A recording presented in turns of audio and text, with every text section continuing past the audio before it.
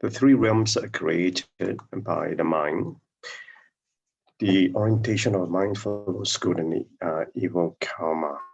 So we're very clear that the path to enlightenment obviously is through the mind. But yet, to do that, we need to cultivate the virtues in the heart. Right? So unless one is filled with virtues, it's hard for one to gain wisdom. So good karma leads to heaven and human realms. And evil karma to the realms of yaksas and hungry ghosts, and hungry ghosts are always oriented towards the place of starvation and defilement. So all you need is only a thought that's really moved in that direction. Now, I think it is obviously easy to say that, well, it's all through the mind. The question is, yet to the mind, that is that power, the mind, then liberates one from samsara. But how can then the mind be tamed? Because you understand that the mind is filled with this entity called the ego.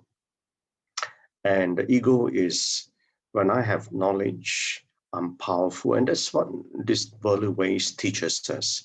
And how can we then tame the mind to be able to live in accord with the teachings? And that's the main teaching here today.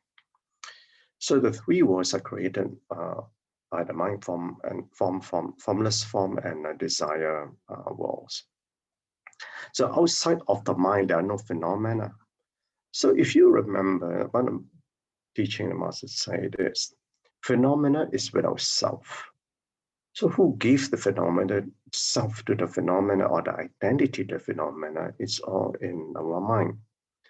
So in the formless realm, the afflictions and delusion of ignorance. In the form realm, the relationship between people afflicted with plotting and fighting. And in the desire realm, we interact with the surroundings and we see what we want. And we are our desire for afflicted pleasure. And that's the way we have been actually taught by the world to do this. We've been taught to be ambitious. We're taught to have, therefore, ambition is actually a desire. But obviously that's the way it works. But the thing is, how can we have the mind to abide in the Dharma? And this is where the Dharma teaches us about letting go of the detachment, and also to not to indulge in the worldly ways. So if the orientation of our mind changes along with our good and evil karma, then as our desires grow greater, our affliction and cravings to possess things will likewise grow. So that's and this is where the indulgence of the worldly pleasures come about. But if our consciousness grown to a higher level, we can see where we're heading towards from the awareness of our inner being, and so mindful of our ways.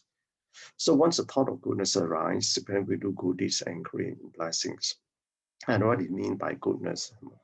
I must ask. So obviously, when we uphold the 5 precepts, and that is something undertaken earnestly, obviously, then we will not fall into the lower realms, and we'll come back to the human realm. But then that's not good enough.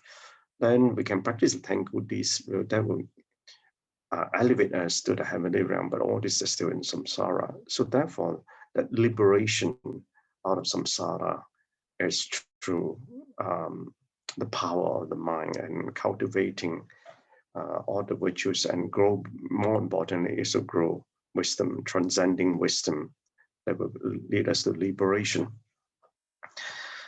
So, but yet there are people who actually reinforce the bad habits. They know they are wrong, but refuse to change.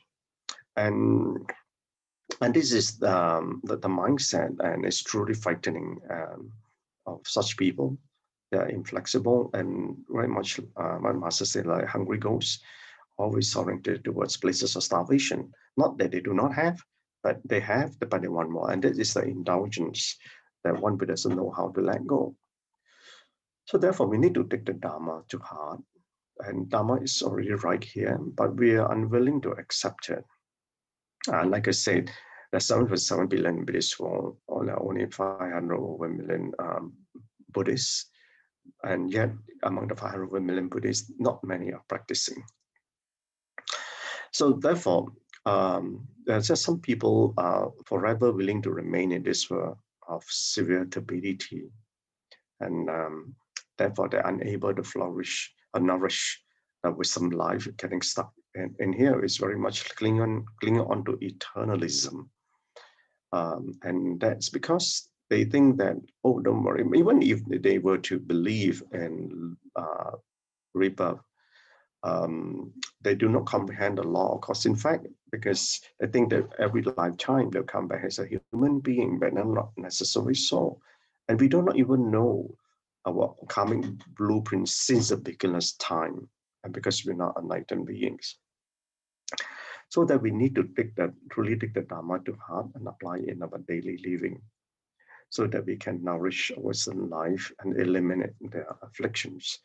So therefore, in this cultivation of the mind that we have in this life, the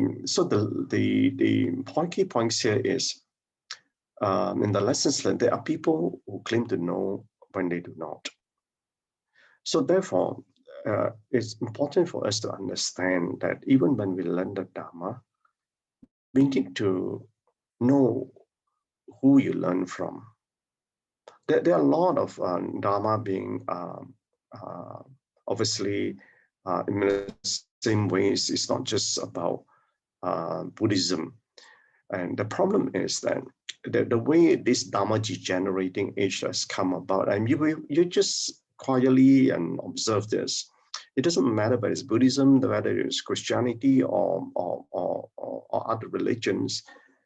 You'll find that a lot of the interpretation of the holy books, the sutras, so on and so forth, are being shared with a worldly mind. And worldly mind will interpret all this holy texts with like a lawyer. And that's the reason why I've mentioned this before. None of these great masters, great enlightened beings have ever written anything down for that reason. So therefore, for us to liberate our mind, there are three things that I learned that you must have to have the right teaching. Because this lesson don't have right teaching, right? The master is trying to say a true teacher, true teaching, and a true study. And these are the very important ingredients. And this is something that I learned from the Diamond Sutra. When people do not cultivate their minds with the Dharma, they insist they are always right and teach whatever they want without accepting others' views. Not only have they gone astray, but also encourage other people to join them. So therefore, to do this thing, to avoid this thing, we need to have a true teacher. Now, I don't have time to explain what a true teacher means. And it will take many sharing to do this. But a true teacher, we must understand that true teacher is one who actually is an enlightened being. And that's what a true teacher is, because he already seen the truth, he knows the truth. That's only there a true teacher can share that teaching. And you cannot seek for a true teacher. A true teacher will seek you out. Learn and practice careful contemplation, and do not by any means be biased. Those who are destructive and treacherous are without the virtues of learning the precepts, and being in samadhi, they are lacking the practice of the right path. So therefore, why is it careful contemplation? Like I mentioned a number of times, words cannot fully express or describe the Dharma, the truth in the Dharma. So therefore, once you listen to the true teaching that can only be given by the true teacher, that truth of that teaching can only come from contemplation. And thirdly, you must choose carefully when they decide to engage in a spiritual practice. we must honestly make the effort to make the Dharma to heart and manifest. And that's where that's our effort to engage in the true study. And each of this, a true teacher, true teaching, and true study, takes, you have to really try to learn to understand that. And that is all about finding the essence of the truth in the Dharma and in the teachings. So therefore, we as we grow into to listen, we also must discern what we are learning, what we are listening to.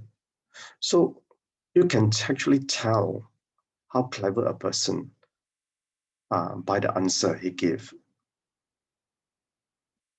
how wise the person is by the question he asks, and how spiritual developed by the silence he keeps. So that's, for me, that's my own personal experience, and this has always been my guide. In contemplation for the relationship, body, speech, and mind are the doors of harmony, of oneness. Okay, Gan En brothers and sisters, that's all I have today. Yeah, Gan En so much, Brother Chin, for another round of sharing.